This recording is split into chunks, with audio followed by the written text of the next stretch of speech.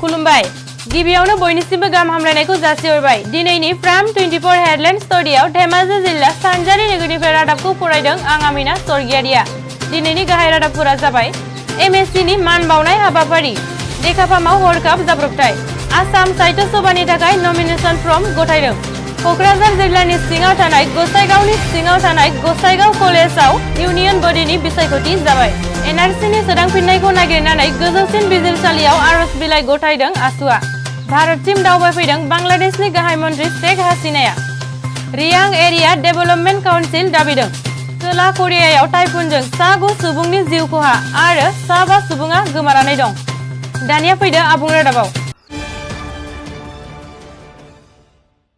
खुलुमबाय आं रैरुप नार्जारी मैया 4 अक्ट'बर खालि सिमेन्ट सापरिनि माल्टिपार्पस हलाव 2 नं सानजारि नोगोर आरो 2 नं सिमेन्ट समभुं समस्तिनि मोनसे गेवलां मेल खुंनाय जादों बे मेलनि गेजेरजों मोन्नैबो समस्तिनि गुन गोनां फरायसाफोरखौ मान बावनायजों लोगोसे गेलेनाय आरो स्किल डेभेलपमेन्टनि ट्रेनिं लागिरिफोरनो बावनाय जादों बे हाबाफारिनि गेजेरजों 2 नं सानजारि नोगोर समस्ति आरो 2 नं सिमेन्ट समभुं समस्तिनि गोजौसिन गेजेरारि थाखोआव सेथि थाखोआव उथ्रिसार जानाय फरायसाफोर आरो फरायसालि जोबथा आनजादाव सेथि थाखोआव उथ्रिसार जानाय फरायसाफोरनो मान बावनाय जायो बेजों लोगोसे मोन्नैबो समस्तिनि गेलेगिरिफोरनोबो मान बावनाय जायो बे हाबाफारियाव ओनसोलनि गोरों गोरा सुबुंफोरजों लोगोसे फरायसाफोर आरो रायजो राजा बाहागो लाफैयो बे हाबाफारियाव 2 नं सानजारि नोगोर समस्तिनिफ्राय एमएससी नि ईसी मलेन्द्र नार्जारी एमएससी नि ईसी भवानी द्वारा सिमेन्ट सापरि फरायसालिनि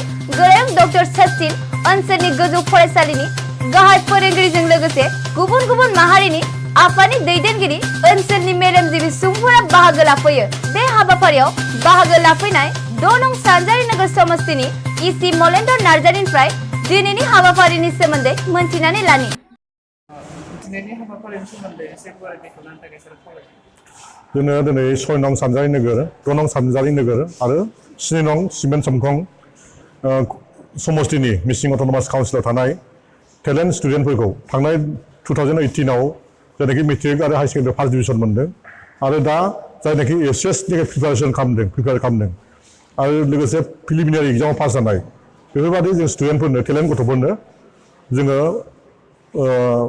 राङारि मदद होदों आरो काउन्सिलनिफ्राय लोगोसे टेलेन्ट स्पर्ट्स गथ'फोरनो जायनाखि गेलेनायाव आखा फाखा जिल्ला लेभेल गेलेनाय आरो डिस्ट्रिक्ट लेभेल गेलेनाय आरो स्टेट लेभेल गेलेनाय बिथांमोननो जोङो राङारि अनसुंथाइ होदों मिसिं अट'नमास काउन्सिलनिफ्राय आरो लोगोसे जों आसा खालामदों फैगौ बुब्लियाव बे गथ'फोरनि इयुना गोजों जायो बेखौ जों आसा खालामदों आरो लोगोसे बिथांमोननो जों थुलुंगानाय बादि मिसिं अट'नमास काउन्सिलाव जि एसे हायो बेबादि बेखौनो जोङो राङारि अनसुंथाइखौ जों बावदों लोगोसे जोङो आनइमप्लयड सेंग्राफोरनि थाखाय स्किल डेभेलपमेन्टआव जोङो ना फिनायनि ट्रेनिं अमा फिनायनि ट्रेनिं आरो लोगोसे इलेक्ट्रिशियान ट्रेनिं आरो लोगोसे हटेल मेनेजमेन्ट ट्रेनिं बेफोरबायदि जोङो स्किल डेभेलपमेन्टनि थाखाय होनो थाखाय जोङो गोसो गुदुं जायनाखि फरायनानै आनइमप्लयड जानानै थाबाय गोजौ इडुकेसन लानो हाला बेफोरबायदि जोङो फरायसाफोरनो बेफोरबायदि ट्रेनिंखौ होनाय जादों बे हाबाफारियाव बाहागो लाफैनाय 2 नं सिमेन्ट समभुं समस्तिनि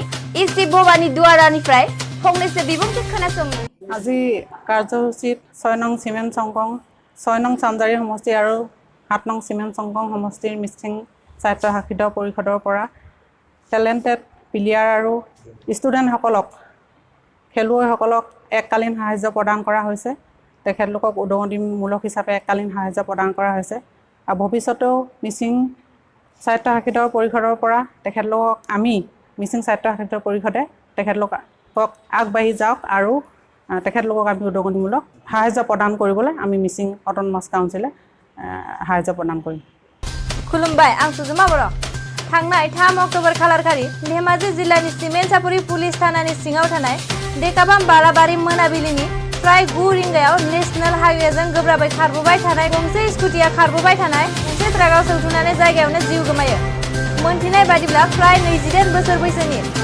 रूप कुमार दास मुंनि सासे सेंग्राया जायगायावनो जिउ गोमायो मिथिनाय बादिब्ला रूप कुमार दासआ चिरां जिल्लानि बिजनी पुलिस थानानि सिङाव थानाय माखनगुरि गामिनि निशिकान्त दासनि फिसाला ओनसोलनि पुलिस थानानिफ्राय मोनथिनाय बादिब्ला गोथै सहखौ पस्टमर्टमनि थाखाय लांनाय जादों थांनाय 3 अक्ट'बराव गसाइगाव कलेजनि इउनियन बर्डनि बिसायख'थिया जाना थांबाय। बे बिसायख'थियाव जेनेरेल सेक्रेटारियाव सोरां ब्रह्मआ देरहासारदों।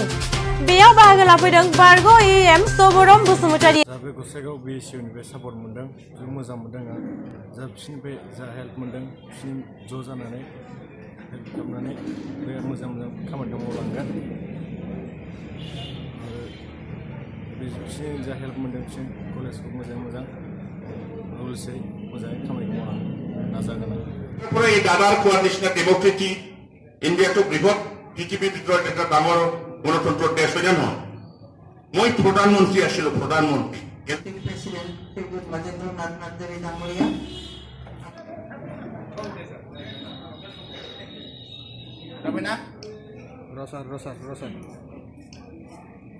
बावैसो सिगां फोसावखानाय आसाम एनआरसिखौ फिन सोदांफिननो थाखाय गोजौसिन बिजिरसालियाव आर'ज बिलाइ गथायदों आसाम फरायसा आफादा। बावैसो सिगां फोसावखानाय एनआरसियाव आसामनि थागिबिफोरनि मुं थालांनानै दावबायखनग्रा बांलादेशिफोरनि मुं एनआरसियाव हाबनायखौ आसामनि रायजो राजाया गनायना लानो हायाखै। एनआरसियाव साफ्रोम भारतारि एबा आसामनि साफ्रोम थागिबिनि मुं हाबथारनांगौनि थाखाय आसाम फरायसा आफादा गोजौसिन बिजिरसालियाव आर'ज बिलाइ गथायदों। थांनाय 3 अक्ट'बर खालारखालि बांलादेशनि गाहाय मन्त्रि शेख हासिनाया सानब्रैनि थाखाय दावबायफैदों। भारतआव भारत आरो बांलादेश मोन्नैबो हादरनि गेजेराव हेफाजाब एबा गंनैबो हादरनि गेजेराव फालांगियारि सोमोन्दोखौ गोरा खालामनो थाखाय भारतनि गाहाय मन्त्रि नरेन्द्र मदिजों फैगौ सनिबारखालि सावरायलायगोन। बांलादेशनि गाहाय मन्त्रि शेख हासिनाया बुंदों दि नरेन्द्र मदिनि दैदेननायाव जानाय आसामनि एनआरसि सोदांनाय हाबानि गेजेरजों बांलादेशआ जाहाथे जेबो खैफोदाव गोग्लैनो मोननाय नङा। बेनि थाखाय भारतनि गाहाय मन्त्रि नरेन्द्र मदिखौ सिगाङावबो बुंखाबोबाय। खुलुमबाय, आं रमेन बर'। थांनाय 3 अक्ट'बर खालारखालि united democratic liberation front of Barak valley रियां डिस्ट्रिक्ट डेभेलपमेन्ट काउन्सिलखौ दाफुंनानै होनो थाखाय सरकारनाव दाबि दैखांदों। काटलिसेरायाव खुंनाय खौरांगिरि मेलाव फोरमायनाय बादिब्ला बिथांमोना गावसोरनि मोननांगौ मोनथायनिफ्राय आनज्रायनानै दङ। बिथांमोननि काउन्सिलाव गासै 40,000 रियां सुबुं आरो हाइलाकान्दिनिफ्राय गं 60 गामि आरो करिमगन्ज आरो काछार जिल्लानिफ्राय गं 7 गामिजों बे काउन्सिला दाफुंजागोन। बिथांमोना बुंबावदों दि भारतआव गासै गं 33 डेभेलपमेन्ट काउन्सिलखौ दाफुंनानै होबाय, नाथाय रियां डेभेलपमेन्ट काउन्सिलखौ दिनैसिमबो दाफुंनानै होआखै। बेनि अनगायैबो बिथांमोना आसामाव थानाय रियां सुबुंफोरनि थाखाय एसटी हिल स्टेटासबो दाबि खालामदोंमोन आरो 2006 मायथाइनि फरेस्ट डुवेलार एक्टखौ मावफुंनानै होनो थाखाय दाबि दैखांदों। नाथाय दासिमबो सरकारा बिसोरनि जेंनानि सायाव जेबो सुस्रांथाय राहा लायाखै होननानै बिथांमोना बुंथिदों। थांनाय 2 आरो 3 अक्ट'बर खालारखालि खोला करियायाव बारनाय गोहोगोरा बारहुंखाजों 9 सुबुंनि जिउ खहा जायो आरो 7 सुबुङा गोमानानै दङ।